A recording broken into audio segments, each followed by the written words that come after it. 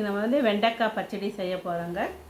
அதுக்கு வெண்டைக்காய் 1/4 கிலோ வெண்டைக்காவை ரொம்ப சின்னதாக கட் பண்ணி வச்சுருக்கேன். தேங்காய் இது வந்து 1/4 கப் அளவு துருவி வச்சுருக்கேன். சின்ன நெல்லிக்காய் அளவு புளி கரைச்சி வச்சுருக்கேன்.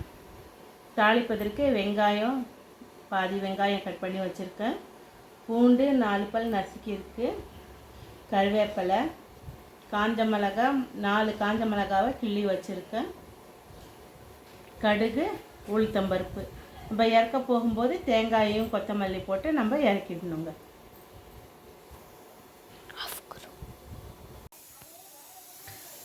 ஸ்டவ்வில் கடாய் வச்சுருக்கேன். 4 டேபிள் ஸ்பூன் எண்ணெய் விட்டுருக்கேங்க. எண்ணெய் காஞ்சிடுச்சு.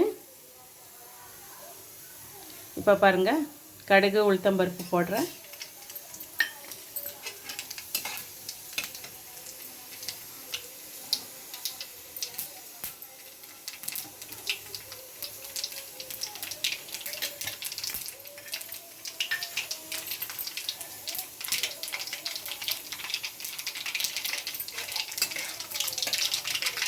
கடுகு பொரிஞ்சிடுச்சு. கடுகு பொரிஞ்ச உடனே பூண்டு, கருவேப்பிலை, காஞ்ச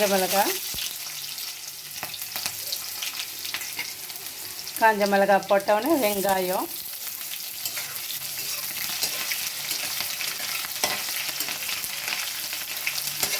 வெங்காயம் கொஞ்சம் நல்லா செவக்க வதக்கணுங்க.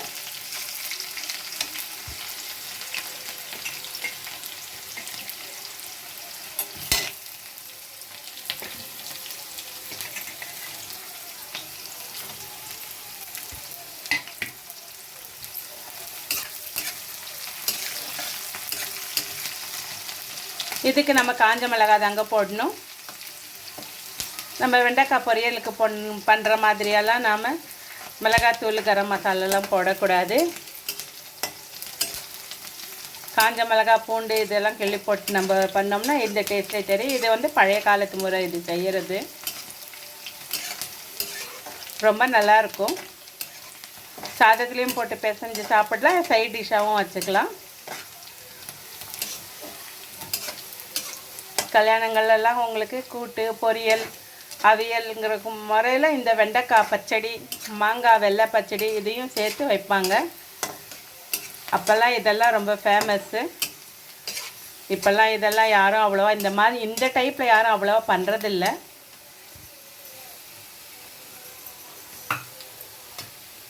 பாருங்கள், வெங்காயம் நல்லா வதங்கிடுச்சு. இப்போ வெண்டைக்காயை சேர்த்துட்டு வெண்டைக்காய் நல்லா செவக்க வதக்கணும்.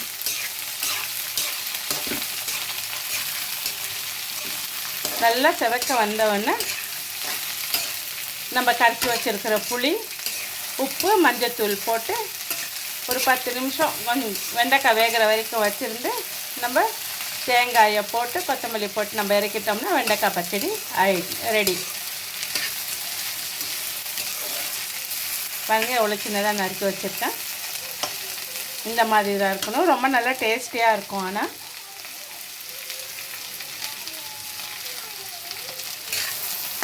ஒரு 10 நிமிஷம்னாச்சும் நல்லா வதக்கணுங்க. இதை புளி சேர்த்தாச்சு. இப்போ உப்பையும் சேர்த்தாச்சு. மஞ்சத்தூள் கொஞ்சம் போடணும். ஒரு 1/4 டீஸ்பூன் அளவுக்கு நம்ம மஞ்சத்தூள் சேர்க்கணும். சேர்த்து ஒரு 1/4 டம்ளர் அளவு தண்ணி சேர்த்தோம்னா போதுங்க. ஏன்னாக்கா நம்ம வெண்டைக்காயை நம்ம சின்னதாக வேறு முதல்ல கட் பண்ணியிருக்கோம். அதில் எண்ணெயில் வேறு நல்லா வதங்கிடுச்சு. அதனால் ரொம்ப தண்ணி ஊற்றி நம்ம வேக வைக்கணுங்கிறதெல்லாம் இல்லை. இந்த புளி தண்ணியிலே கூட வெந்துடும் நம்ம ஸ்லோவில் வச்சோம்னா, மீடியமில். இப்போ கொஞ்சம் மஞ்சத்தூள் சேர்க்க போகிறேங்க.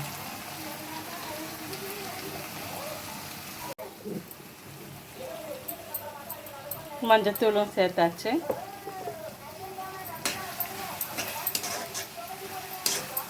இப்போ இதில் 1/4 டம்ளர் அளவு தண்ணி சேர்க்குறேன்.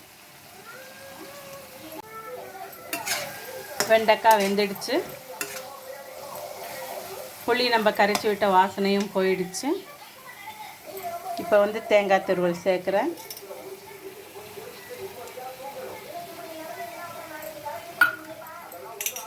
அப்புறம் துருவின நம்ம கட் பண்ணி வச்சுருக்க கொத்தமல்லி,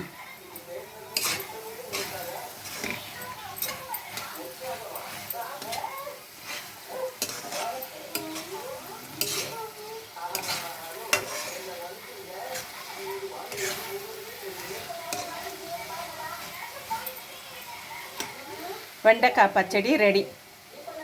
என்னுடைய சேனல் பிடிச்சிருந்துச்சுன்னா சப்ஸ்கிரைப் பண்ணுங்கள், ஷேர் பண்ணுங்கள், கமெண்ட் பண்ணுங்கள்.